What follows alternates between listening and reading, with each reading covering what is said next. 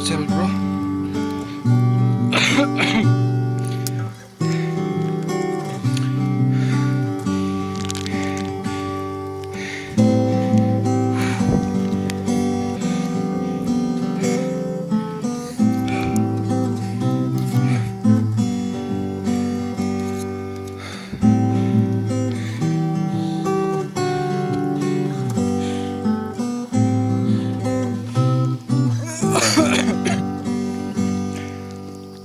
Di pos 1 tadi ada yang lucunya apa, yaitu ketika teman kita yang namanya Arif makan makanan kucing yang gak sengaja dibawa sama Bagus di carriernya. Alhasil dia langsung dimuntahin. Oke, Di sendoknya.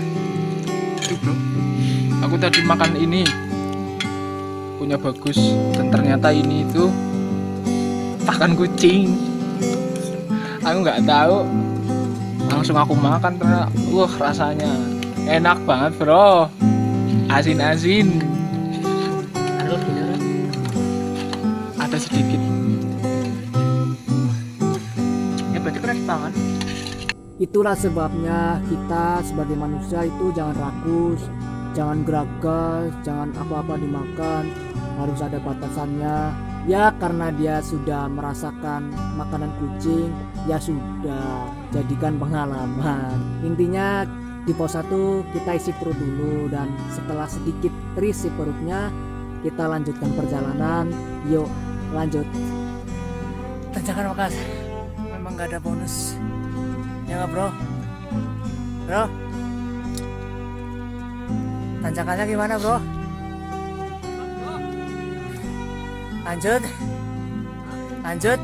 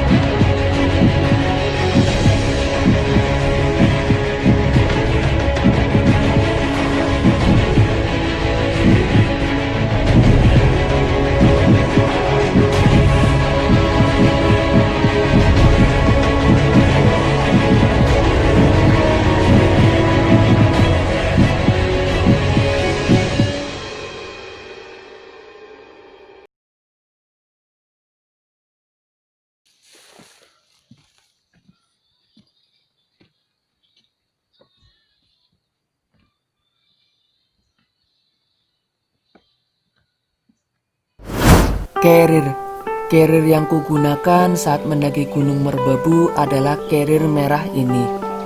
Bagi kalangan pendaki, carrier ini mungkin sudah tidak asing lagi karena carrier ini cukup banyak peminatnya dan sangat banyak juga beredar di online shop.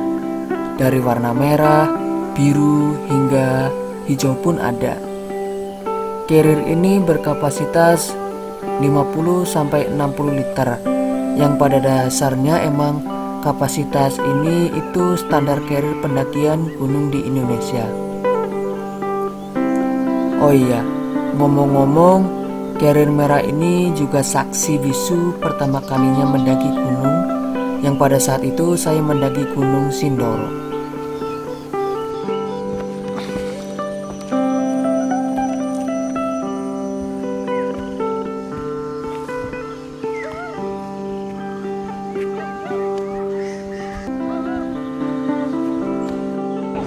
Cirolupatma.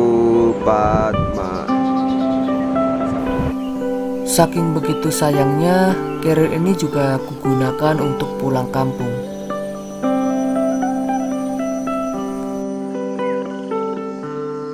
Ya mungkin begitu saja sedikit cerita tentang carrier yang kugendong saat ini. Yang jelas, apapun mereknya, berapapun harganya, intinya kita punya untuk kebutuhan, bukan keinginan ya, hehe. Untuk sekarang kita lanjutkan perjalanan. Yuk, lanjut. Yuk lanjut ke pos 2. Kira-kira ini 2 jam. Itu pos satunya. Kita langsung OTW.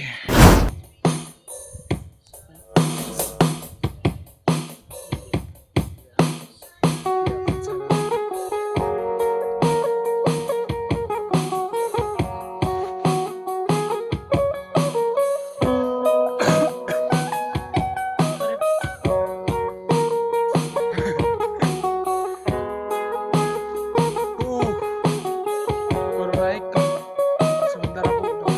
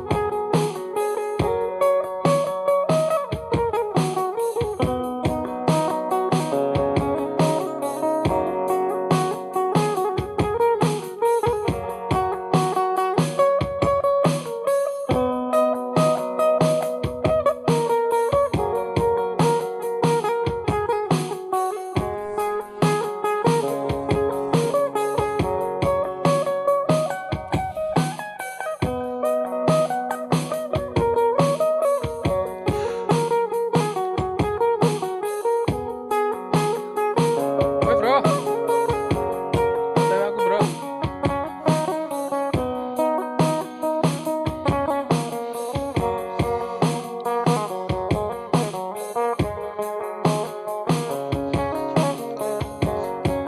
Ya sampai pos 2.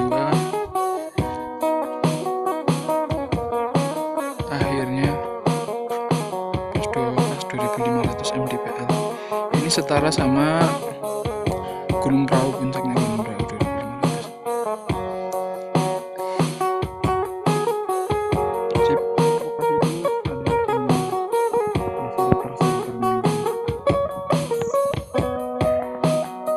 Kemarin pas tahun 2017 belum ada ini kata temen yang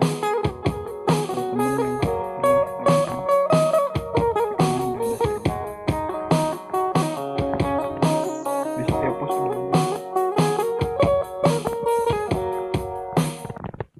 kabut mulai turun. Akhirnya kita sampai di pos 2 sekitar jam 12-an. Lalu kita memutuskan untuk mendirikan tenda. Kenapa mendirikan tenda? Karena ini untuk mengantisipasi jika pada saat summit lalu turun dari puncak hujan, kita ngecamp di pos 2. Tapi kalau ketika kita summit lalu turun dari puncak tidak hujan, kita akan memutuskan untuk kembali langsung ke base camp atau bisa disebut tektok dan menginap di base camp ya, lalu pulang ke rumah masing-masing.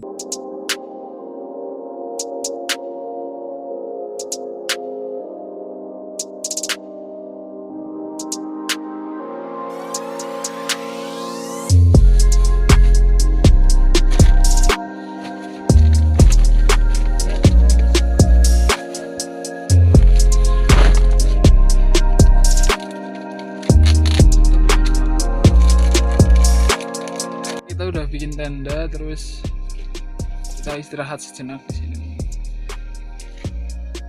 sama ngopi-ngopi lah. Tendanya 2, yang ini buat tas, yang ini buat orang. Ada kemungkinan kita langsung turun setelah ke puncak. Kalau misal cuaca nggak mendukung, kita bermalam di sini. Bentar lagi kita muncak. Setelah beres-beres, masak dulu, minum dulu. Ada yang beda di pendakian kedua Gunung Merbabu Via Vakas ini, yaitu adanya shelter. Kalau ditanya bagus nggak sih di gunung adanya shelter itu, ya menurutku sih ya, menurutku itu ada bagusnya. ada jeleknya. Bagusnya apa? Yaitu ketika dalam kondisi darurat.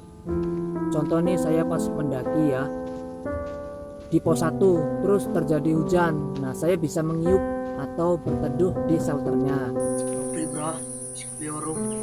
Ngopi ora. Terus kalau saya di pos 2 gitu ngecamp, terus amit-amit ya, tenda kita roboh atau patah framenya, kita bisa mengiup atau berteduh di shelternya. Itu bagusnya. Terus jeleknya apa? Menurutku sih bukan jelek sih ya, lebih tepatnya itu kurang tepat. Kurang tepatnya apa? Kurang tepatnya itu ya, ada beberapa orang nih yang beranggapan bahwa mendaki itu untuk mencari kealamian alam. Nah, ketika ada shelter berarti kan kita dimudahkan. Kita kan niatnya ke gunung itu ya pengen merasakan keterbatasan itu. Ketika ada shelter berarti kan kita dimudahkan. Ya begitulah, ini hanya sekedar sudut pandang. Kalau menurutku sih ada shelter atau enggaknya sih oke-oke aja, yang penting alam jangan sampai rusak, gitu aja sih. Yuk lanjut. Alhamdulillah sekarang terang, bro. Itu namanya masih nama kalau bagus. Sembarang. Turun selamatan gitu. Turun selamatan gitu di situ. Ya, bro.